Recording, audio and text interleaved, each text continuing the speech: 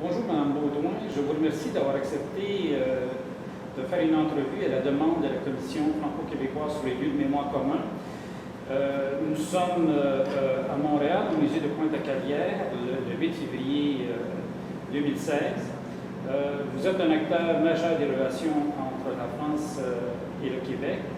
Et c'est dans ce cadre que la Commission a souhaité pouvoir recueillir votre témoignage sur les relations de la France et le Québec.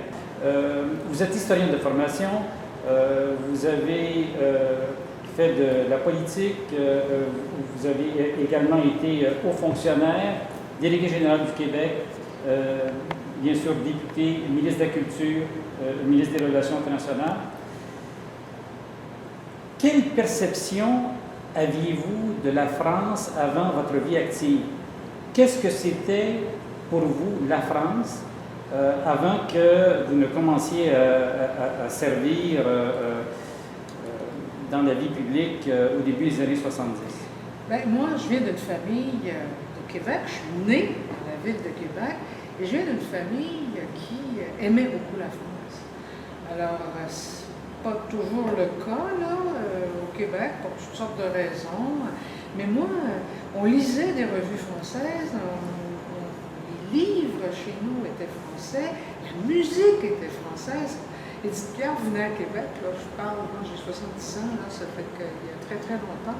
Et puis, mes parents allaient à la Porte Saint-Jean, allaient chez Gérard, dans le cabaret dans le bas de la ville, pour écouter les compagnons de la chanson, pour entendre Édith Piaf, etc. Alors moi, j'ai été baignée pendant toute mon adolescence dans ce qui était français. Alors, très spontanément, moi, j'aimais la France et je dois vous dire que mon rêve, il était québécois, bien évidemment, d'abord et avant tout, mais au lieu d'être américain, il était français.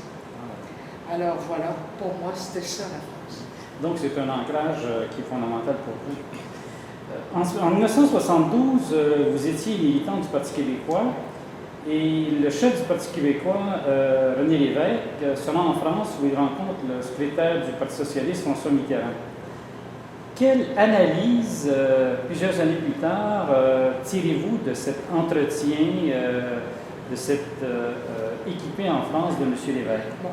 Alors, en 1972, M. Lévesque veut aller en France. Il faut bien se rendre compte que M. Lévesque, il y avait une relation un peu ambigu avec la France, parce qu'il avait connu la France au moment de la guerre. Il était correspondant de guerre, mais dans l'armée américaine. Après ça, c'était la France coloniale. Alors, il y avait une relation un peu ambiguë. Et il nous a demandé à Bernard Landry, François Dorleau, qui est devenu mon conjoint, qui l'est toujours, et moi, donc, d'organiser sa première visite en France comme chef du Parti québécois. Parce qu'il n'oubliez pas qu'il n'était pas chef d'opposition, parce qu'il a été battu en 1970, et donc il était tout simplement chef du Parti québécois. Et moi, je vais vous dire une chose, c'est que ça a changé sa perception de la France, que cette visite. Il s'est rendu compte que ceux qui avaient une certaine sympathie pour le combat québécois, qui le connaissaient beaucoup mieux qu'il l'aurait cru avant d'arriver à Paris, c'était les Français. Je dis par rapport aux Américains, par exemple. M. Lévesque avait beaucoup aux États-Unis, passait ses vacances d'été à Cape Cod, au Woodward, etc. C'était un vrai Américain du Nord. Mais là, il se rend compte, en rencontrant non seulement François Mitterrand, mais Michel Rocard, qui était au PSU à l'époque, Jacques Delors, il y avait Jacques Chaban-Delmas. En fait, on avait fait une vraie tournée, une vraie virée, de droite comme de gauche. Et puis, M. Lévesque, donc, s'était rendu compte de ce que je vous ai dit. Puis il est revenu, puis il l'a écrit d'ailleurs, parce qu'il tenait une chronique dans le Journal de Montréal, grâce à Pierre Belleroux d'ailleurs, dans le temps. Et parce qu'il fallait qu'il gagne sa vie, M. Lévesque. Il n'était pas député, chef du PQ, donc ça n'a jamais rendu personne bien riche. Alors, il s'occupait de cette chronique, et en rentrant, il a fait 2-3 articles, et là, on a senti qu'il y avait quand même une transformation dans sa vision de la France et des relations France-Québec, puis qu'il a compris que nos premiers alliés, c'est toujours le cas aujourd'hui, politiquement parlant, c'était la France et c'était donc cette classe politique française. Est-ce que pouvez identifier la perception que certains de vos interlocuteurs français avaient non seulement du Parti québécois, mais du Québec en 1972? Parce que 1972, faut-il le rappeler, c'est 5 ans après la visite du général de Gaulle au Québec. Et donc, quelle était la perception des élites françaises, des élites politiques françaises que vous avez rencontrées à ce moment-là? D'abord, il faut se rappeler que M. Lévesque n'a pas voulu démissionner au moment où le général de Gaulle a crié « Vive le Québec libre ». Moi, j'avais été le voir, ne doutant de rien, puis j'avais 20 ans, et je lui ai dit, enfin, il faut démissionner, il faut faire comme François Aquin, puis vive le Québec libre, il faut qu'il y ait des conséquences politiques, des suites politiques et tout. Puis on avait dit non.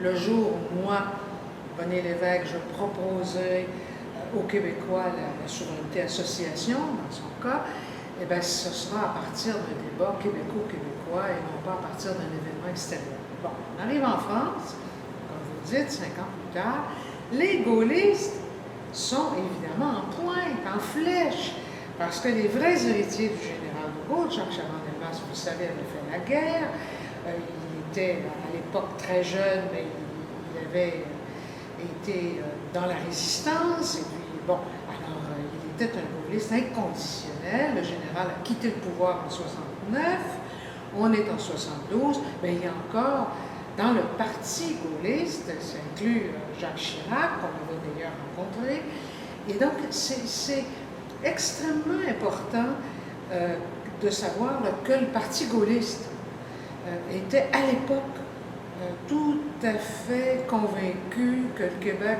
devait devenir souverain. Gauche, c'était une toute autre histoire, puisque François Mitterrand avait écrit au moment de la visite du général de Gaulle que le général de Gaulle avait tort, enfin, bon, etc. Il s'était inscrit en faux, comme Giscard d'Estaing, parce que Giscard avait parlé d'exercice solitaire du pouvoir à ce moment-là, mais la gauche, en général, était soit hostile, comme François Mitterrand, ou soit sceptique, comme Chirac. Alors voilà, il y avait vraiment une fracture entre la gauche et la droite, et je vais vous dire immédiatement que notre objectif, dès 1972, c'était de faire en sorte que toute la question du Québec devienne consensuelle en France, que ce soit à droite ou à gauche. On y est arrivé, on va certainement en discuter. Vous venez de tenir des propos concernant la perception que les cercles dirigeants, les élites politiques françaises portaient sur le Québec au début des années 70. Cela m'amène à la question suivante, vous y attendez sûrement.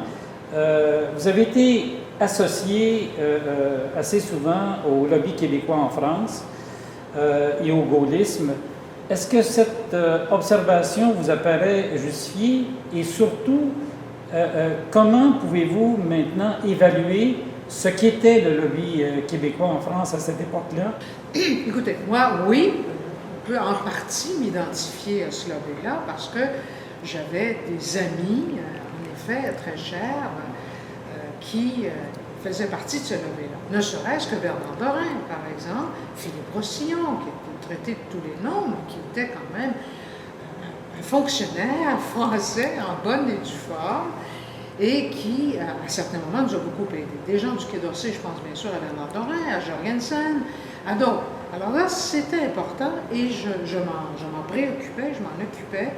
Mais en même temps, moi, mon objectif, c'était ce que je vous ai dit tout à l'heure, de rendre consensuelle la question du Québec entre la gauche et la droite.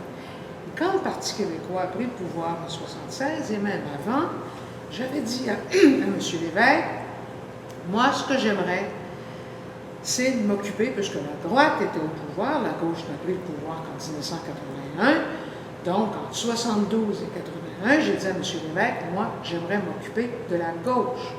Et puis commencer à rencontrer des gens qui sont au Parti socialiste. Le Parti socialiste est devenu le nouveau Parti socialiste en 1973, avec François Mitterrand comme secrétaire général, premier secrétaire.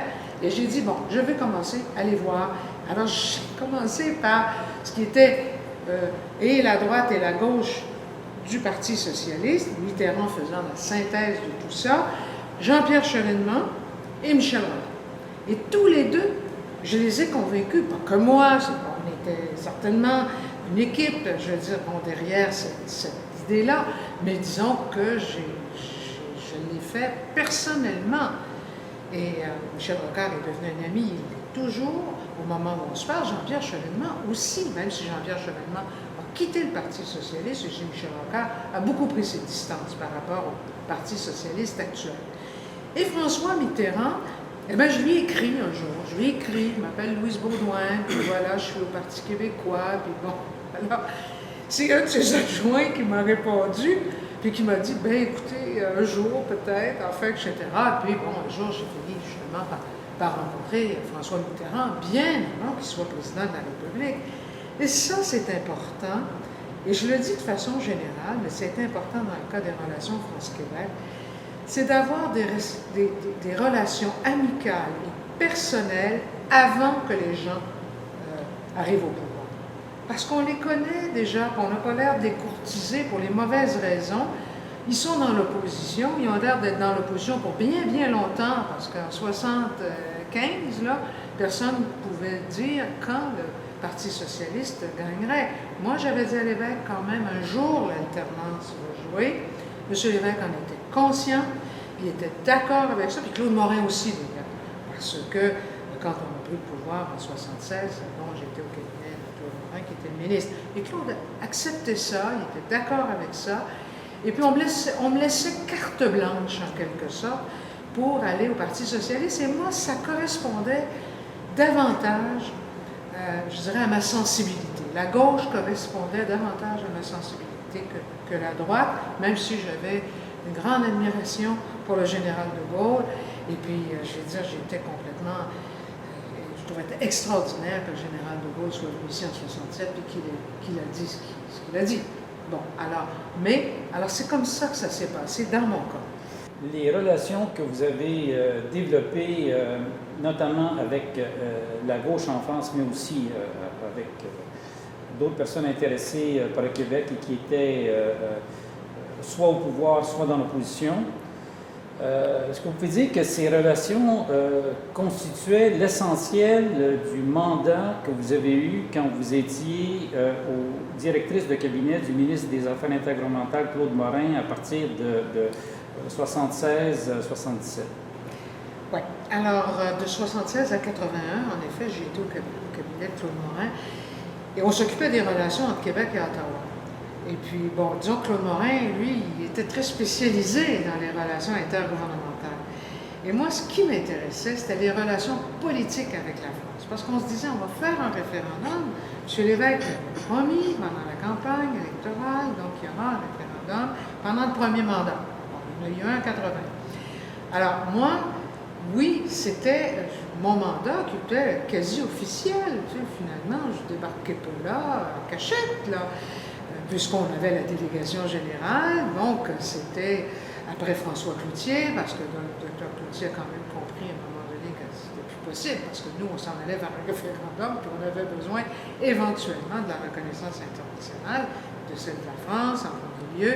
Alors après ça, Jean Deschamps est arrivé, puis un bon père de famille, qui était toujours heureux de m'accueillir à la résidence de l'avenue Foch.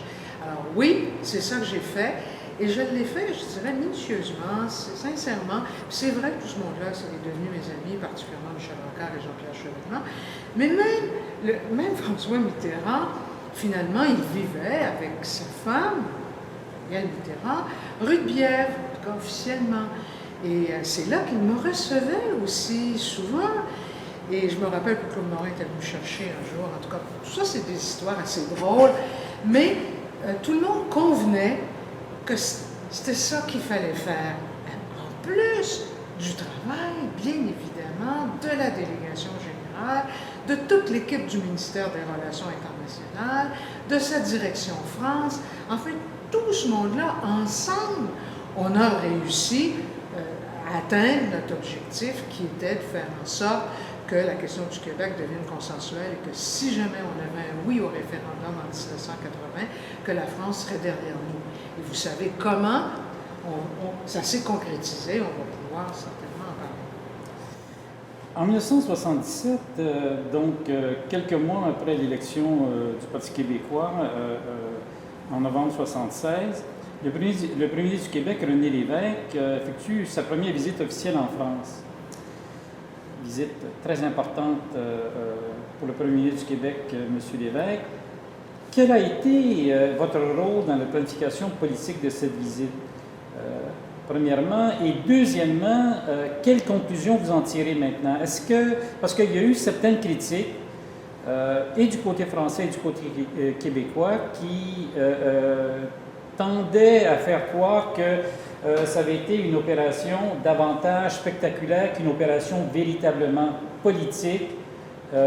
Alors, je pense qu'il est très important d'avoir votre témoignage sur les visites officielles du premier ministre québécois d'alors, René Lévesque, en France en 1977. Bon, d'abord, il faut dire que M. Lévesque avait déjà commencé à changer d'opinion par rapport à la France et à la relation directe et privilégiée telle qu'elle est devenue entre la France et le Québec. Ça devenait pour lui de plus en plus positif, effectivement. Il s'appuyait de plus en plus sur cette relation-là dans la perspective du référendum. Mais c'était comme la première fois, c'était M. Lesage avait fait une visite officielle avec le général de Gaulle. Nous, malheureusement, on ne l'a pas connu. Le général est mort quelques mois après qu'il ait quitté le pouvoir en 1969. Et par conséquent, on débarque là, et je vous dirais, c'est le plaisir de la première fois, en quelque sorte. On débarque là, on est reçu, je veux dire, en très grande pompe. On est à l'hôtel de Lacé. Edgar Faure est président de l'Assemblée nationale. L'hôtel de Lacé, vous le savez, c'est la résidence du président de l'Assemblée nationale qui est adjacente à l'Assemblée nationale. Le gouvernement canadien avait tout fait pour que M. Lévesque ne prenne pas la parole à l'Assemblée nationale. Alors, donc, les Français qui ne sont jamais à court d'idées créatrices ont dit, très bien, il viendra à l'hôtel de Lacé. On avait assisté, il avait été présenté à l'Assemblée nationale. Puis ensuite, on est allé à l'hôtel de Lacé. Il a fait un discours, un grand discours, historique, très émouvant pour quiconque est sensible à l'histoire du Québec. Et on avait eu toutes sortes de débats, est-ce qu'il devait parler de la loi du financement des partis politiques? On disait oui, mais les Français, eux autres, se financent d'une façon que tu n'admettrais pas, que vous n'admettriez pas. Donc, il faut parler aussi de la loi 101. Mais Lévesque était un homme têtu et rebelle, et puis il a dit très bien, je vais parler des deux. Alors, il a commencé en parlant de la loi du financement des partis politiques, parce que c'est la première loi qu'il avait fait adopter. Et puis ensuite, bien sûr, il a parlé de la loi 101. Mais disons que les applaudissements de la foule qui était présente ont été mieux sentis quand il a parlé de la loi 101 que de la loi du financement des partis politiques, parce que de gauche comme de droite, il y avait des financements, disons, plus ou moins occultes. Mais la grande, et moi, ce à quoi j'ai contribué, parce que c'était là encore une affaire d'équipe, c'est quelque chose, ceux qui disent que c'était spectaculaire, c'était un show de bicam, c'est ridicule, parce que il s'est passé là quelque chose de profondément structurant. C'est quand le président Giscard d'Estaing a reçu M. Lévesque pour lui mettre la Légion d'honneur. D'ailleurs, en passant, le gouvernement canadien ne voulait pas non plus qu'il reçoive la Légion d'honneur. Et puis Gérard Pelletier avait fait un point de presse, il était ambassadeur du Canada à Paris pour dire qu'il fallait la permission du Canada. Alors tout le monde a ri, quoi. Je pense qu'il a dû regretter, d'ailleurs, Gérard Pelletier de se ridiculiser parce que c'était quand même quelqu'un de bien et d'honorable. Alors, ce que le président Giscard d'Estaing a déclaré à M. Lévesque, c'est ceci. Ce que vous attendez de la France, c'est sa compréhension, sa confiance et son appui. Vous pouvez compter qu'ils ne vous manqueront pas le long de la route que vous déciderez de suivre. C'est devenu la politique de la France. Nous, ce qui nous importait, c'est que ce soit la politique de la France de gauche comme la France de droite. Et donc, ça a été le cas, on discutera là, parce que quand Pierre Mauroy est venu, lui, en avril 82, il a fait lui aussi une déclaration, il voulait changer 2-3 mots parce que gauche et droite ne pouvaient avoir exactement les mêmes termes, mais l'idée profonde qu'il y avait là-dedans, ce n'était plus la non-ingérence, non-indifférence qui avait été inventée par Alain Perfit, un académicien qui connaissait le sens des mots, Mais c'était donc ce que Giscard, et ça, Bernard Dorin et moi-même avons concocté cette déclaration que Giscard a accepté de rendre publique au moment où il a remis la Légion d'honneur en 1977 à M. Lévesque. Ça, là, pour nous, ça a tout changé parce qu'il y avait là une déclaration forte et on s'est dit, ben, la France c'est un grand pays, ce qu'elle nous dit, elle va le faire. En 1979 a lieu la première rencontre alternée des premiers ministres de la France et du Québec, Raymond Barre et René Lévesque. Quelle importance cette première rencontre alternée a-t-elle pour les relations entre la France et le Québec? C'est extraordinaire finalement que ce soit produit. Alain Perfit raconte que le général de Gaulle lui avait dit de demander à Daniel Johnson que le président de la France vienne, je ne sais pas, une fois tous les 2 ans au Québec. Il paraît que Jules Johnson a dit non, ça serait beaucoup. Là. Il avait vécu en 67, je pense que personne avait envie de revivre en 69 et dans les années suivantes. Mais l'idée, la bonne idée, en effet, ça a été de dire, ben là, on va plutôt faire ça au niveau des premiers ministres. Ça a pris du temps, donc entre 67, la venue du général de Gaulle, et puis 79, donc celle de Raymond Barre. Mais ça a concrétisé et ça a consacré cette idée très forte. La France ne fait pas ça avec tant de pays, finalement, des visites alternées, beaucoup avec l'Allemagne pour des raisons évidentes. Bon. Mais là, en principe, il y a une année, le premier ministre du Québec va en France, l'année suivante, le premier ministre français vient au Québec. Ça s'est arrêté, mais seulement pour pendant quelques années, avec M. Bourassa, pour toutes sortes de raisons. M. Bourassa était malade à un moment donné. Et puis avec Michel Rocard, disons que les atomes crochus n'étaient pas très forts, malheureusement. Alors, mais globalement, on peut dire que depuis 1979, M.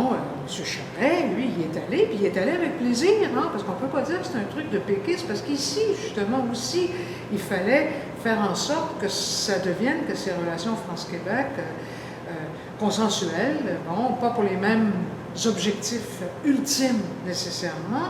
Nous, les souverainistes, on se dit toujours, ben là, on va avoir besoin de la France le moment venu, c'est-à-dire le moment où on va dire oui dans un référendum. Et pour les fédéralistes, ben, c'est tout simplement parce que c'est une relation directe et privilégiée qu'ils tiennent à conserver. Et donc, Jean Charest, il l'a fait très bien. Et puis, je pense que Philippe Couillard va y prendre goût, lui aussi, même si au départ, ça pouvait avoir l'air moins évident. Et là, je sais que Manuel Valls vient, je pense à peu près à la mi-juin 2016, c'est ce qui est prévu, et c'est important que ça se perpétue, et ça, c'est une idée, donc, force de la relation politique France-Québec, que vous savez très bien, pourquoi Robert, vous qui avez été fonctionnaire, qui avez été à la délégation générale et tout, c'est que ça nous impose un exercice de convergence avec la France sur un certain nombre de dossiers. Ça nous impose de l'imagination aussi, d'être imaginatif pour faire en sorte que cette relation demeure pertinente, qu'elle demeure d'actualité, qu'on l'actualise justement. Bon, voilà. Alors, moi, je pense que c'est une des décisions les plus importantes politiques qui a été prise dans le cadre France-Québec.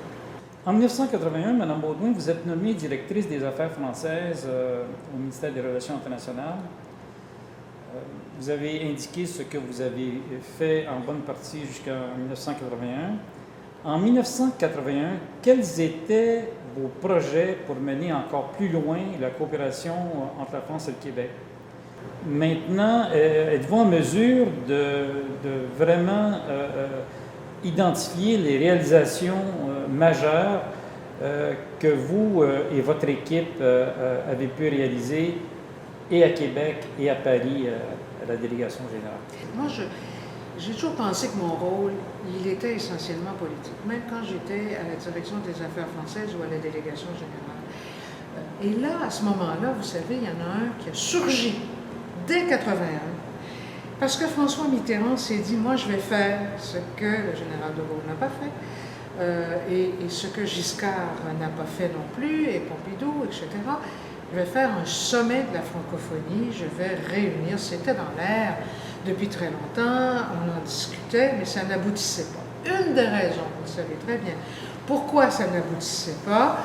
C'est que le gouvernement canadien, M. Trudeau, père, en tête, avait décidé que le Québec serait tout au plus et tout au mieux une plante verte dans un sommet de la francophonie. Sommet de la francophonie qui devait réunir donc les chefs d'État et de gouvernement, mais chefs d'État, de gouvernement souverains, autour de la même table pour justement discuter des dimensions nord-sud, etc. En d'autres termes, on avait une agence de la francophonie qui faisait beaucoup de coopération et qui était extrêmement utile pour commencer à rapprocher les pays francophones du nord et du sud, puis entre eux, etc. Mais là, on voulait passer à une autre dimension qui était justement la francophonie politique. Et c'était via l'instauration formelle, institutionnelle d'un sommet de la francophonie. Donc, François Mitterrand, dès son arrivée, a 100 ans. Et il a 2 conseillers autour de lui, 3 même, qui sont impliqués dans cette grande idée que François Mitterrand veut concrétiser, puis il veut que ce soit pendant qu'il est président. C'est Régis Debray, c'est Hubert Védrine et c'est Éric Orsenna, bon, qui était son conseiller culturel. Alors, tous les 3, avec François Mitterrand, se mettent à concocter cette idée. Mais cette idée qui à un moment donné, se heurte à une réalité qui est la réalité québéco-canadienne.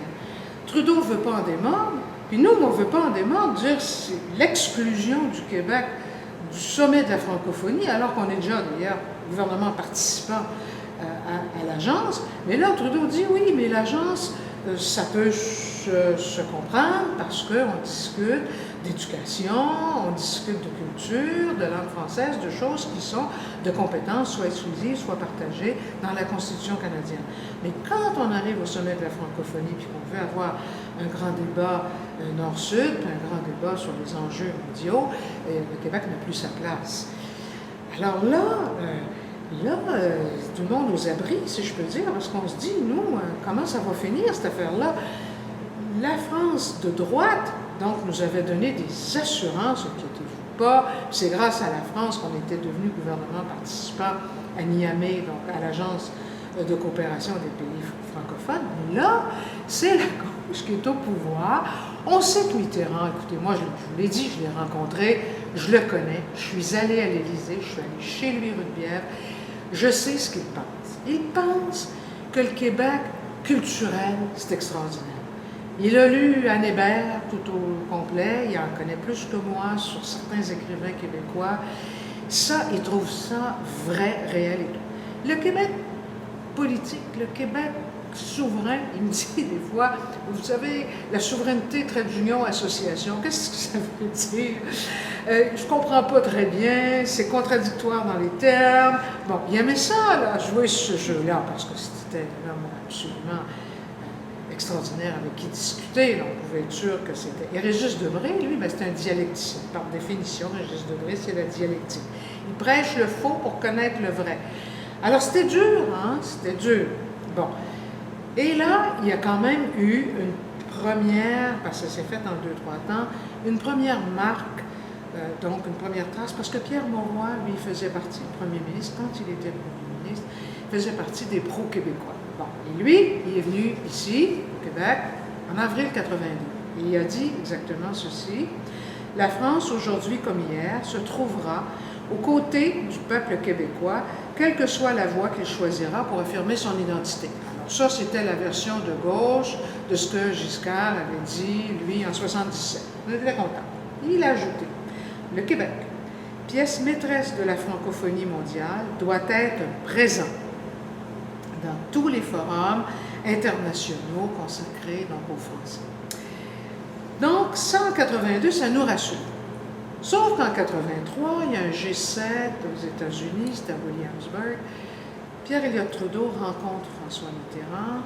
Et là, Trudeau revient, et c'était son erreur. C'est intéressant, la politique, hein, parce qu'il aurait pu, il avait concocté quelque chose avec Mitterrand. Visiblement, Mitterrand a prétendu le contraire après.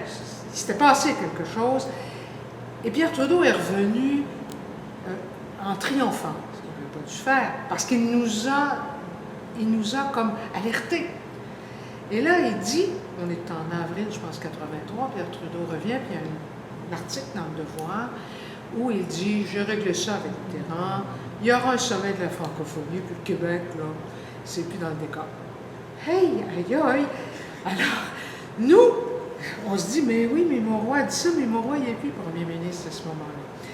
Alors, danger, alerte, alerte. Là, c'est important d'avoir une délégation générale. C'est important, c'est super important. On n'aurait pas eu nos yeux, nos oreilles, notre antenne à Paris avec le statut diplomatique qu'on a. Je veux dire, on était fait, là. Le sommet de la francophonie, il y aurait eu lieu. Alors, c'est quasiment Trudeau qui l'annonce. Il annonce qu'il va y avoir un sommet de la francophonie. Jacques-Yvan Morin, à ce moment-là, il est ministre des Relations internationales. Il débarque tout de suite à Paris. Et là, il y a des réunions à la délégation générale. Régis Debray vient s'expliquer, mais oui, mais vous serez là, mais comme au deuxième étage, parce qu'on fera un truc à double machin. Puis donc, alors c'est ça, nous, on sera au sous-sol, quand les affaires pas importantes vont se discuter, puis quand va arriver le moment des grandes discussions internationales et tout ça, alors on sera absent. Alors on lui dit, Régis, ça n'a pas de bon sens, ça n'a pas de sens. Et c'est intéressant parce qu'on sait maintenant que c'est Hubert Védrine. Il y a eu deux notes. Une de Régis Debray à François Mitterrand, l'autre d'Hubert Védrine. Hubert Védrine disant, il y a une politique, la politique de la France par rapport au Québec, énoncée par Giscard en 1977, confirmée par votre premier ministre Pierre Mauroy en 1982, et il faut la suivre. Alors que le juge Debray dit, oui, mais ça, c'est pas grave, et puis bon, les Québécois, ils n'ont qu'à faire leur indépendance. S'ils veulent être là, non, c'est ça son raisonnement, s'ils veulent être là de plein droit, eh bien, qu'ils deviennent souverains, puis ils seront autour de la table, comme tout le monde. Mais là, on venait de perdre le référendum de 80, ça fait qu'on n'était pas dans une position de rapport de force énorme. Mais ça a tombé par un hasard extraordinaire. Bon, René Lévesque allait à Paris, venait à Paris, donc cette année 83, puis rencontrait Mitterrand. Alors les deux notes, Mitterrand les a mises sur son bureau. Et puis il a pris René Lévesque par le bras après le déjeuner officiel, en 83 lors de la visite. Il l'a emmené dans le jardin de l'Élysée, puis il lui a dit, ne vous inquiétez pas, je vais venir à la bonne ligne, et puis au Québec, entendez-vous avec Ottawa. Et là, l'évêque lui a dit, écoutez, il y aura une fenêtre d'opportunité parce que 84 s'en venait, là, bon, et puis dans un an, normalement, d'après ce qu'on comprend, c'est Brian Mulroney qui va être Premier ministre du Canada, et ça devrait nous permettre de nous entendre avec un gouvernement donc conservateur. Mulroney est beaucoup plus ouvert, beaucoup plus sympathique. Alors, et ça a été le cas. Il faut bien voir que Mulroney a reconnu les relations directes et privilégiées, ce que jamais M. Trudeau avait fait. Et deuxièmement, moi j'ai été revenu à ce moment-là comme ministre non élu des Relations internationales à la demande de Pierre-Marc Johnson, qui avait remplacé René Lévesque. Et en novembre 1985, pendant la campagne électorale, une immense victoire diplomatique pour le Québec, on signe cette entente avec Ottawa qui nous permet, justement, Québec-Canada, d'être autour de la table, de la vraie table, puis il n'y a qu'un sommet, et pas un sommet à 2 étages, etc., un sommet auquel on participe. Et là, M. Bourassa est allé, et puis il a fait ça extraordinairement bien, il a même choqué, il a réussi à choquer M. Mulroney, parce que il a dit des choses que M. Mulroney prétendait qu'il n'avait pas le droit de dire selon l'entente, mais c'est ça qui est formidable. C'est qu'on procède par précédent, c'est comme ça que ça marche. Alors M. Bourassa est allé loin, mais pas trop loin, proposant un plan Marshall, etc. Et il a pris sa place, toute la place qui devait revenir au Québec, puisque nous avions été battus, Pierre-Marc Johnson, moi et les autres, là, le gouvernement du PQ, et c'est celui du Parti libéral qui a assisté au nom de tous les Québécois. C'est ça la démocratie, c'est ça l'alternance. Et moi, je dois vraiment dire que M. Bourassa nous a ouvert la voie, puis qu'après ça, dans le sommet de la francophonie, il n'y a plus jamais eu de problème. Et la question de la place du Québec ne s'est jamais reposée. Alors moi, là, délégué général, peux vous dire que j'en avais plein les bras, là, plein les mains, et qu'il fallait contrer. Pierre Trudeau, vous savez, là, nous, on a eu l'habitude, les souverainistes, je vous dis, ah, Pierre Trudeau, un instant, là, Pierre Trudeau puis le Canada, là, c'est un gros morceau dans le monde, et par rapport à la France aussi.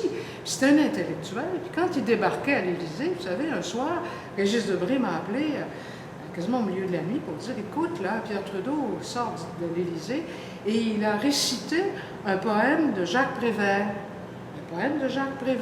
qui s'appelle « Je me suis fait une tête ». Puis il a fini en disant « Je me suis fait une tête québécoise ». Oh là!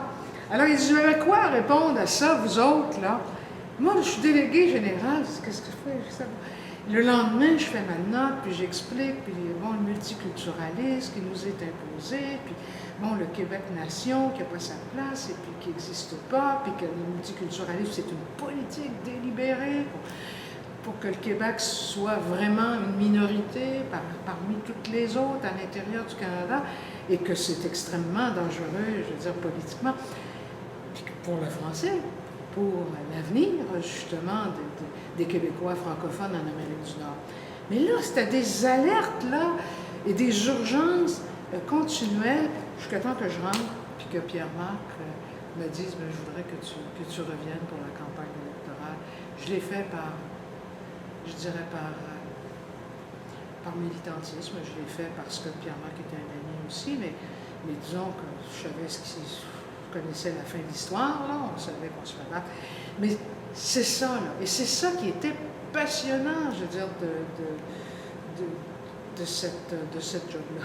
Quand vous faites référence au premier sommet de la francophonie, c'est le sommet de la francophonie à Paris en 1985. C'est ça. 1986. En 1986. Oui. On a signé novembre 85. Mitterrand, il n'a pas attendu de savoir si on gagnait ou si on perdait les élections. Lui, il était pressé parce qu'il savait qu'en 88, il y avait sa propre élection présidentielle qu'il a gagnée. Il a fait un deuxième septennat. Mais tout de suite, quand ça a été signé, il a convoqué. Donc, et le premier sommet a eu lieu à Paris en 1986. Oui, Versailles. Moi, j'ai été nommée à Paris parce que Yves Michaud est allé voir le président français. Il quittait ses fonctions, donc il est allé faire ses adieux à François Mitterrand. Et François Mitterrand, un peu taquin et un peu provoquant comme d'habitude, lui a dit « Mais qui va vous remplacer ?» Et là, Yves Michaud a dit « Il y a beaucoup de noms qui circulent. » Puis donc, il donne les noms de gens impressionnants, dont Jean-Marc Léger et quelques autres. Et il finit par lui dire Louise Baudouin. Et là, François Mitterrand lui dit Ah oui, Louise Baudouin. Ben, si jamais M. l'évêque décide de la nommer, sachez que ma porte sera toujours ouverte pour elle. Alors là, Michaud, bon soldat, je dois dire, parce que j'aurais pu dire moi, c'est pas une bonne idée, puis bon, j'en parlerai même pas à René Lévesque, je suis pas extrêmement bon fonctionnaire. Écrit ça à M. l'évêque, qui lui n'était pas convaincu. Il disait, t'es bien jeune, tu es une femme, je pense pas que ça va convenir, c'est trop tôt, etc. Quand il a vu la note d'Yves Michaud racontant sa rencontre avec François Mitterrand, il m'a fait venir, puis il m'a dit, convainc moi, je n'étais pas au Conseil des ministres, j'étais directrice des affaires françaises, mais téléphone à des amis à toi qui sont autour de la table du Conseil des ministres. Je me souviens que j'avais parlé à Clément Richard, que j'avais parlé à Jacques-Yvan Morin, c'était extrêmement important, puis c'est Jacques-Yvan qui a présenté finalement au Conseil des ministres ma candidature. Alors M. Lévesque a eu l'air de se rallier à ma candidature, qu'il n'avait pas présentée lui-même, mais disons qu'on s'était entendu ensemble sur la manière de procéder. Bien, je vous remercie. Non, ça, c'est assez important. Parce que votre passage, comme vous l'avez indiqué, comme délégué général du Québec à Paris, vos responsabilités comme délégué général ont permis de faire avancer plusieurs dossiers, notamment celui de la participation du Québec au sommet de la francophonie.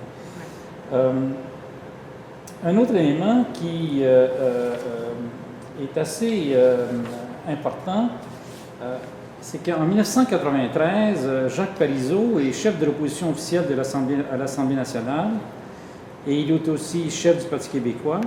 Il effectue une visite officielle en France à l'invitation des autorités françaises quelle a été l'importance de cette visite? Déjà, dans les faits que je relate, il y a des éléments nouveaux pour une rencontre qui n'a pas été banale. Non. C'est une rencontre absolument extraordinaire parce que d'abord, il fallait obtenir. M. Parizeau m'a dit, moi, chef de l'opposition, il était chef de l'opposition, il ne faut pas l'oublier, là, il n'était pas au gouvernement. Je n'irai pas à Paris faire de visite, même si je peux rencontrer X, Y, Z, si je n'ai pas de rendez-vous programmé avec le président Mitterrand. Alors là, il me donnait un gros mandat, là, parce que, bon, on ne pouvait pas compter sur la délégation, c'était délicat, puis je comprenais ça, j'avais été délégué général moi-même. Bon, il fallait compter sur nos propres moyens. Mais le propre moyen, que je vais lui rendre hommage ici aujourd'hui, c'est Paulette de Grenne, c'est-à-dire la secrétaire, la collaboratrice principale, la secrétaire particulière de François Mitterrand, que je connaissais très bien. Et à chaque fois que j'avais eu mes rendez-vous bilatéraux, personnels avec François Mitterrand, j'étais passée par Paulette de Grenne. Alors je l'ai appelée. Je lui ai expliqué que M. Parizeau, on était pour prendre le pouvoir. Puis là, on avait un plan de match. On prenait le pouvoir. Dans la première année, on faisait un référendum. Puis franchement, on avait de très bonnes chances de le gagner. Et qu'il fallait que M. Parizeau puisse avoir accès au président Mitterrand avant de gagner en 1994. On savait que les élections, on ne savait pas la date exacte, mais ça venait en 1994. On est en 1993. Alors, Paulette de Grenne me dit, je vais tenter, je vais essayer, etc. Puis en tout cas, ça a pris un petit moment, mais elle finit par me rappeler pour me dire, le président accepte, ce sera telle date. Alors, on a organisé tous les autres rendez-vous en fonction de celui-là. Et si ça a été très particulier, Pierre Duchesne le raconte très bien dans son troisième tome de sa biographie. Pierre Duchesne, qui était journaliste à Radio-Canada, mais qui avait pris un congé sans solde pour écrire la biographie de M. Parizeau, c'est que, justement, il y avait un problème avec le délégué général, pas un problème personnel avec André Dufour, un problème institutionnel. Bon, on s'est dit, M. Parizeau, il tenait à ce que ce soit un vrai tête-à-tête, sans la présence de Jean Royer, qui était son chef de cabinet, et sans ma présence, moi qui étais son conseiller informel pour les relations France-Québec. Il voulait un vrai tête-à-tête, mais ça impliquait que le délégué général ne soit pas là.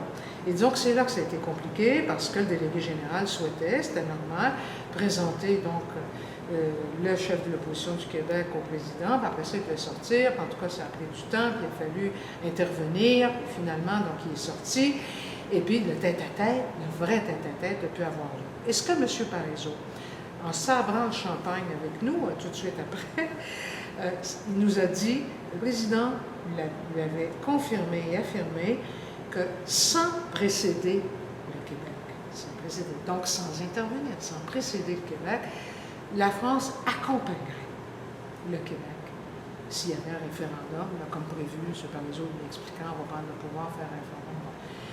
Et ça, pour M. Parizeau, c'était extrêmement important. Alors, son rendez-vous, il l'a eu, et puis il en était très content, puis il le raconte très bien lui-même, ainsi que Jean Royer et moi, là, mais à Pierre Duchesne, et puis c'est noir sur blanc.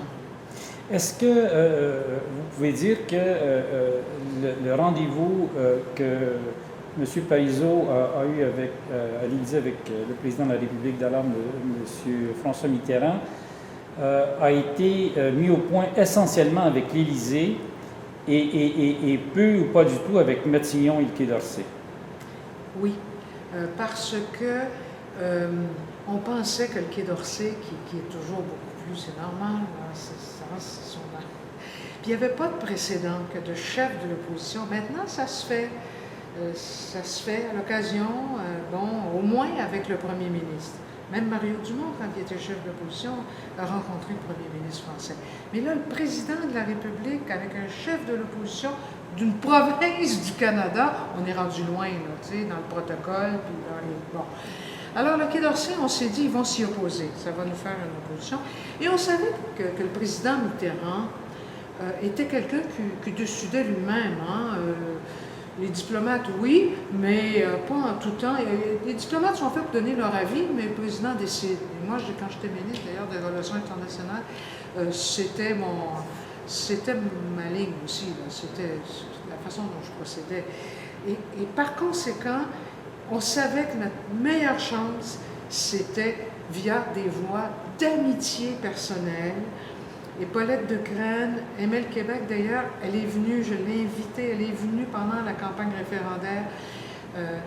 Et je croyais que c'était vraiment... Elle était devenue inspectrice à ce moment-là.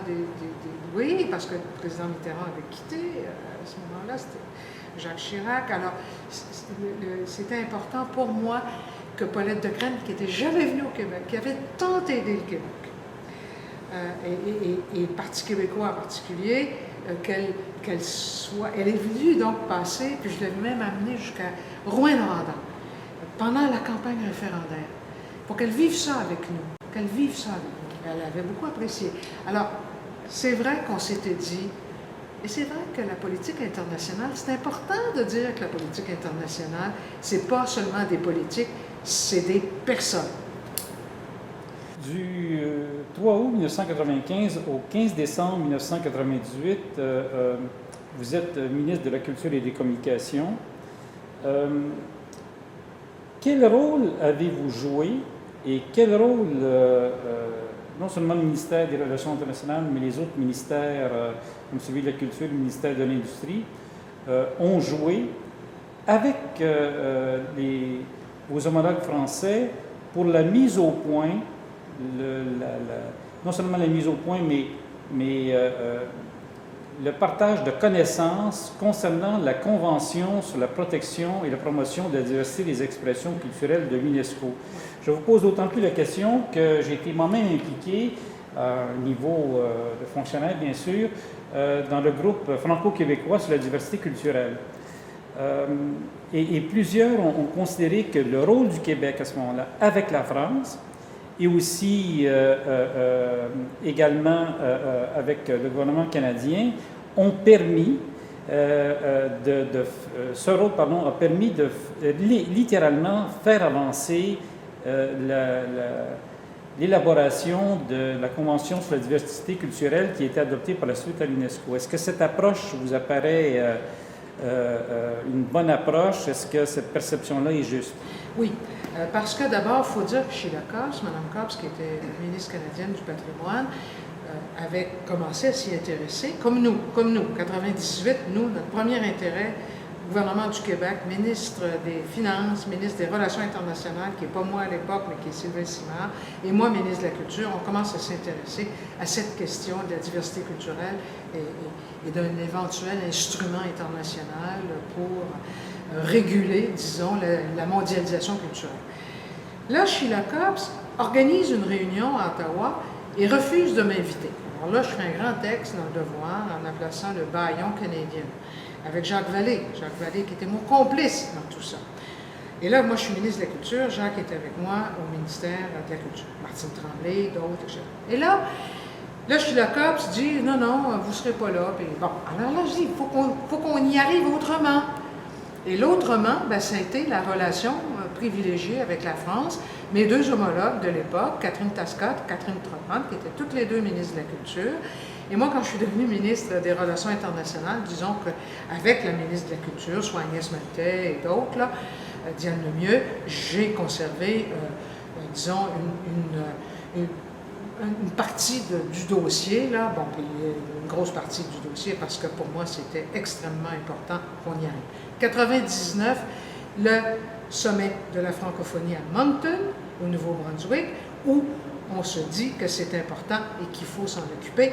Sommet de 2002 à Beyrouth, là, qui porte justement à notre demande franco-québécoise, parce qu'on s'est mis dans une relation extrêmement étroite et intime, puis il y a un groupe, en effet, franco-québécois qui est mis sur pied, Catherine Lalumière, Marie Malavoie, et Yvan Bernier et Mme Ruiz-Fabry produisent un texte qui est très fondamental, finalement, pour dire que oui, il faut un instrument et que cet instrument peut être donc à l'UNESCO, ailleurs, etc.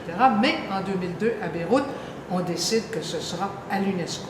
Par conséquent, 98, 99 sommets de Moncton. Le Canada n'est pas content de voir qu'on commence à s'intéresser à ça avec la France, mais notre relation si étroite avec la France nous a servi de tremplin internationale pour, avec la France, donc, être à l'avant-garde dans ce dossier-là, puis permettre en 2005, en effet, la conclusion de cette convention à l'UNESCO. Oui, le Québec, dans un dossier de politique étrangère, et non pas de coopération internationale, de politique étrangère, on le voit encore aujourd'hui, ça fait 10 ans que la Convention, on les a fêtés, ces 10 ans, la Convention, jusqu'à quel point, dans le cadre des accords de libre-échange, est importante, cette Convention, pour exclure la culture. Pourquoi, dans le cadre des relations nord-sud, sud-sud, nord-nord, etc. Oui, c'est quelque chose d'important que le Québec a réussi à faire grâce à son alliance avec la France. Dans le cabinet Lucien Bouchard, du mois de décembre 1998 au mois de mars 2001, et par la suite dans le cabinet de Bernard Landry du 8 mars 2001 au 29 avril 2003, vous avez la responsabilité comme ministre des Relations internationales. Quels sont les dossiers majeurs que vous traitez alors avec la France? Bien, toujours la question de la diversité culturelle, parce que c'était pas fait, tu sais, ça s'est fait aussi longtemps que c'est pas fait cette affaire, comme dirait Gaston Miron. Alors, donc, j'étais très mobilisée sur cette question-là avec la France. Mais on a fait un printemps du Québec en France, qui pour moi était extrêmement important. Il y a une saison de la France au Québec, donc très culturelle, mais aussi technologique. Bon, on a été aussi à l'honneur au Salon du Livre de Paris. Bon, alors moi, je continuais là à m'occuper. D'ailleurs, Lucien Bouchard disait avec beaucoup d'humour, à chaque fois que tu vas en France, pour chaque visite en France, il faut que tu en fasses 2 ou 3 aux États-Unis. Alors, il m'obligeait finalement à faire autre chose, avec raison, parce qu'on a réouvert les délégations que stupidement on avait.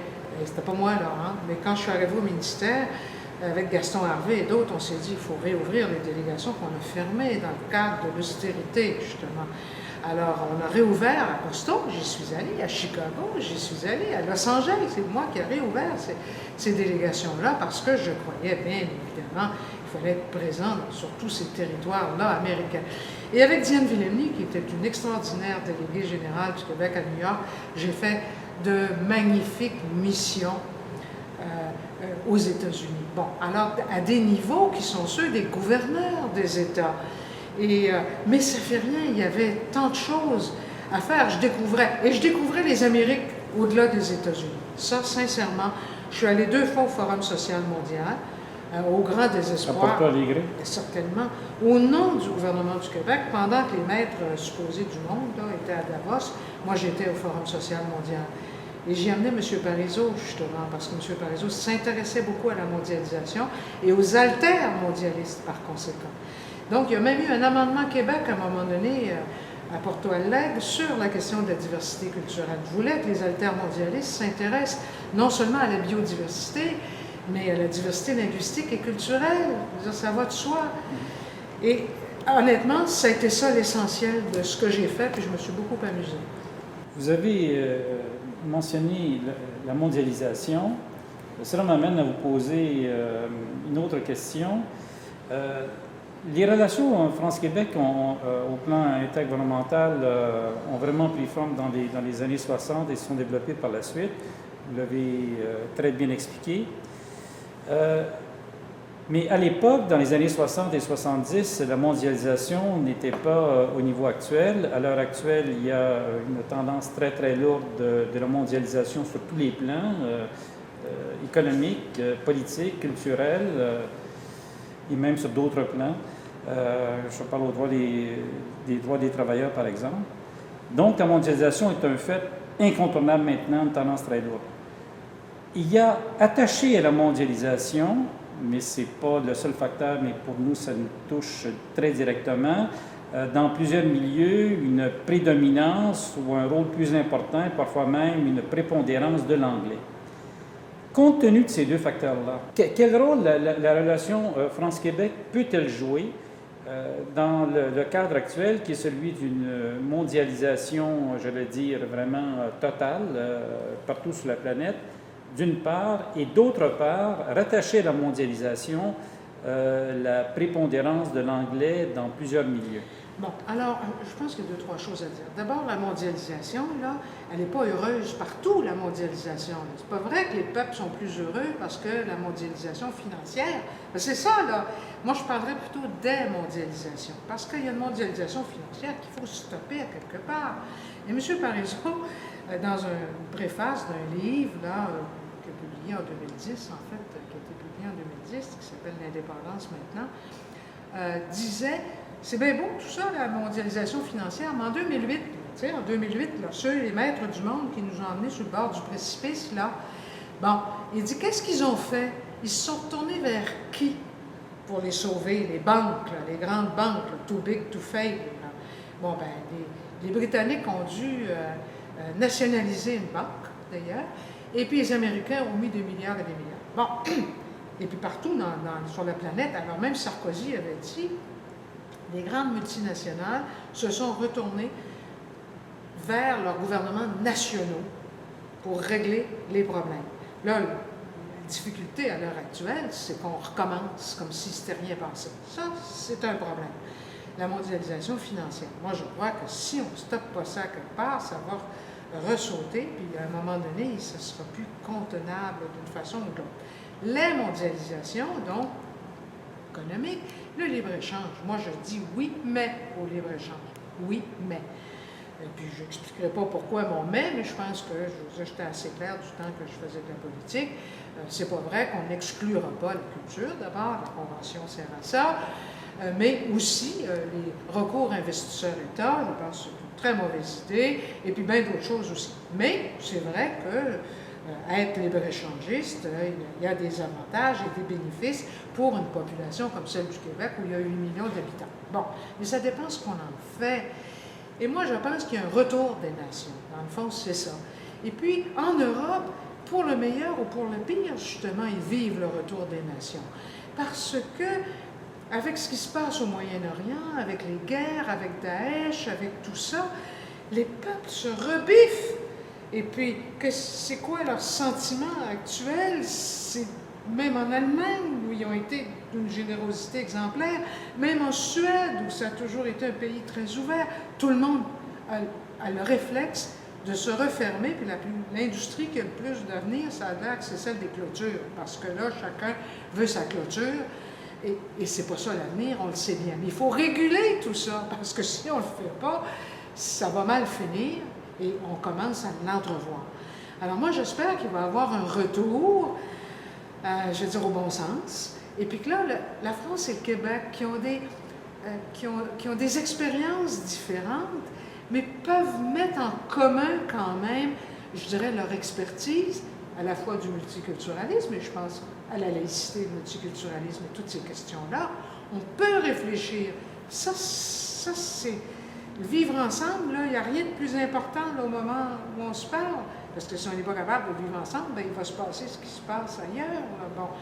Alors, et je crois que cette mondialisation-là, elle appelle donc cette réflexion aussi, et puis qu'entre Français et Québécois, que cette expertise, on peut la mettre ensemble. Le deuxième grand problème, eh bien, c'est l'environnement, c'est le développement durable. Tout le monde dit que si ça augmente de plus de 2 degrés, je ne sais pas quoi, bien là, on va vivre des moments extrêmement difficiles. C'est de sauver la planète, là. Alors, sauver la planète, là aussi, le Québec a quelque chose à dire là-dessus, avec la France. Moi, je veux qu'on fasse tout ça en français, évidemment. Et donc, la francophonie, une espèce d'alliance franco-québécoise, de proposition à l'intérieur de la francophonie, oui, parce que les pays du Sud, là, ils vont être les premières victimes des sécheresses, des changements climatiques, de tout ça. Puis il y a beaucoup de pays francophones qui sont à l'intérieur, bon, en Afrique centrale. Bon, alors bref, je crois qu'on peut avoir un bel avenir ensemble, aussi longtemps qu'on décide qu'on fait ça en français. Parce que si c'est pour parler des droits de la personne en anglais, ça fait pour moi de son intérêt. Et donc, il faut que le français demeure une des 10 grandes langues dans le monde. Et c'est une responsabilité commune qu'on a dans la francophonie en général de tous les pays francophones, mais particulièrement dans un axe France-Québec. Alors moi, c'est là-dessus que je compte pour le 21e siècle. Merci beaucoup, Mme Baudouin, de votre témoignage des relations entre la France et le Québec et des perspectives que vous apportez. Merci à vous. Merci.